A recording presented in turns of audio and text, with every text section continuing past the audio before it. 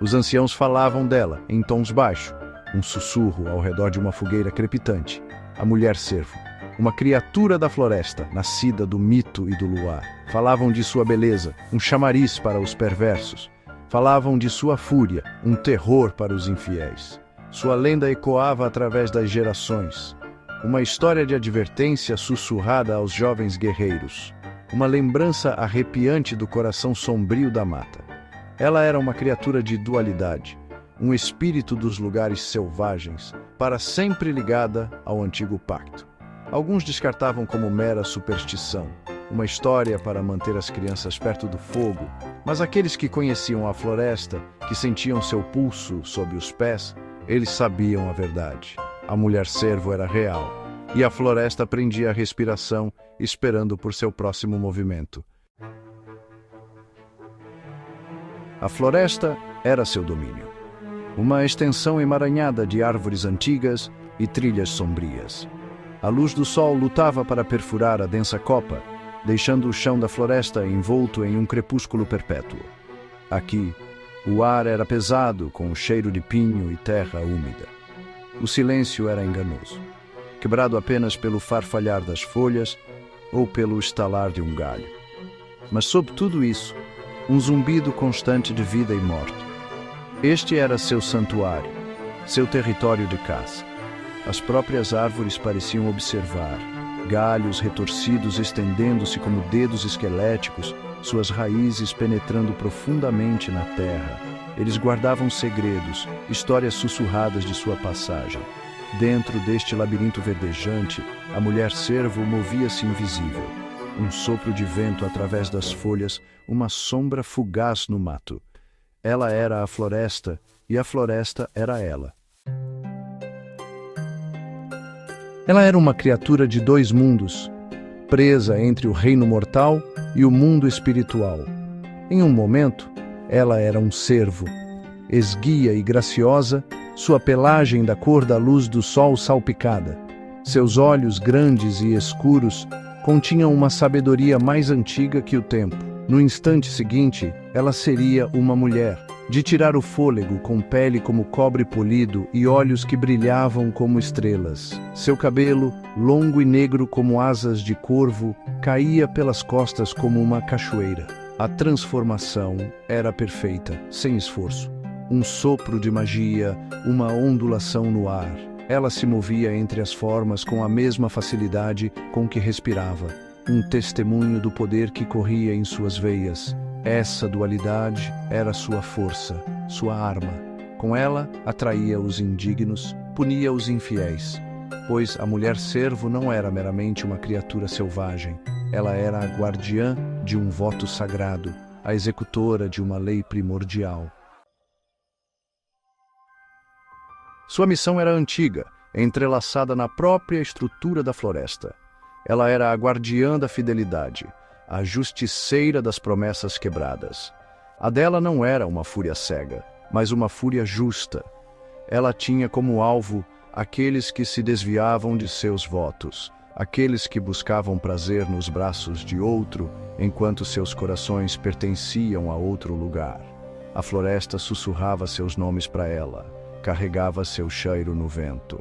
Ela era a personificação do karma, a consequência da traição.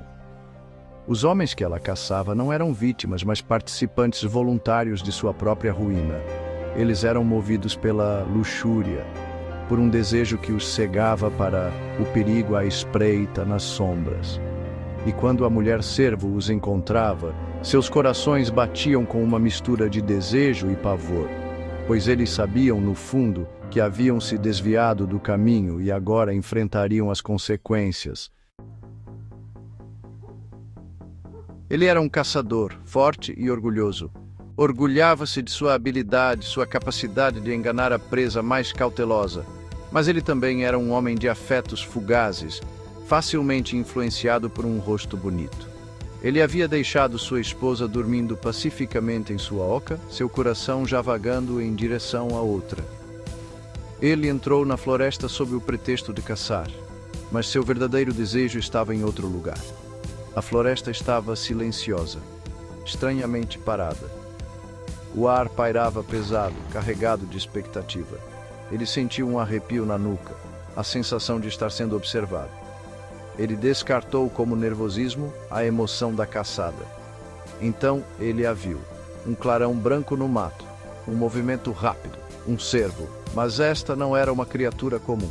Movia-se com uma graça quase sobrenatural, seu pelo brilhando como prata polida na luz fraca. Ele ergueu seu arco, seu pulso acelerando. Ele nunca tinha visto um animal tão magnífico. Era como se a própria floresta tivesse conspirado para lhe entregar este prêmio. Ele mirou, inconsciente do perigo que espreitava sob a superfície. A flecha voou, mas o cervo havia sumido. Desapareceu tão rápido quanto apareceu. Ele abaixou o arco, confuso, seu coração batendo forte no peito. Teria imaginado? Então ele ouviu um som, uma risada suave, como sinos de vento na brisa. Ele se virou, sua mão instintivamente procurando sua faca, e então ele a viu. De pé em um raio de sol, sua beleza era de tirar o fôlego. Ela era como uma visão, com pele da cor de mel e olhos que pareciam brilhar com uma luz interior. Ela sorriu para ele, uma curva lenta e sedutora de seus lábios. Ele estava hipnotizado. A outra mulher, aquela que ele estava perseguindo, desapareceu de seus pensamentos. Havia apenas esta criatura da floresta, este ser etéreo, que parecia irradiar um fascínio quase sobrenatural. Ela o chamou para a frente, seus olhos prometendo prazeres que ele mal podia compreender. Ele deu um passo, depois outro, atraído por ela como uma mariposa para uma chama.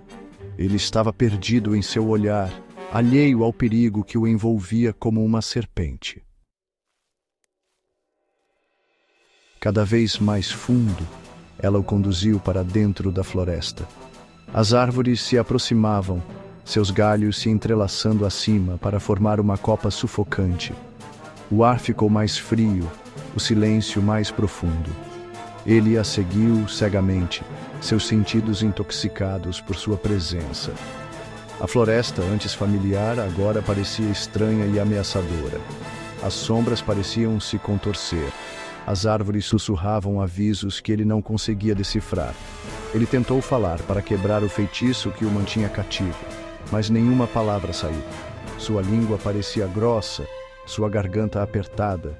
Ele era um prisioneiro em seu próprio corpo. Sua vontade não era páreo para o poder que emanava dela. Ela olhou para trás, seu sorriso uma promessa zombeteira. Ele sentiu uma onda de medo, uma necessidade desesperada de escapar. Mas era tarde demais.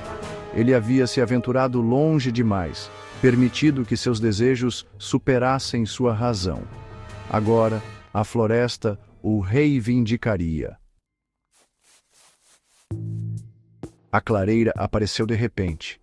Um pequeno espaço circular banhado por uma luz verde sinistra. No centro havia um único carvalho, seus galhos retorcidos e nodosos como os membros de uma alma atormentada. E então, ela se foi. A bela mulher desapareceu, substituída mais uma vez pela forma esguia do cervo. Ele ficou lá, observando, seus olhos como duas brasas ardentes na escuridão crescente. Ele cambaleou para trás, sua mão instintivamente procurando sua faca.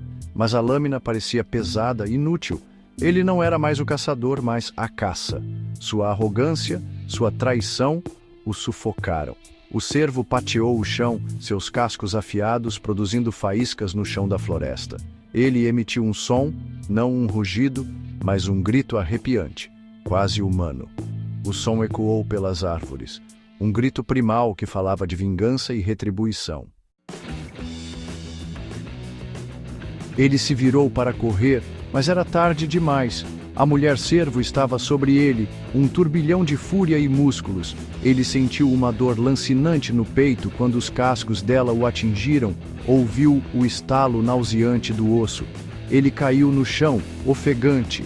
Ele olhou para cima, para os olhos de sua algoz, e viu não fúria animalesca, mas justiça fria e calculista.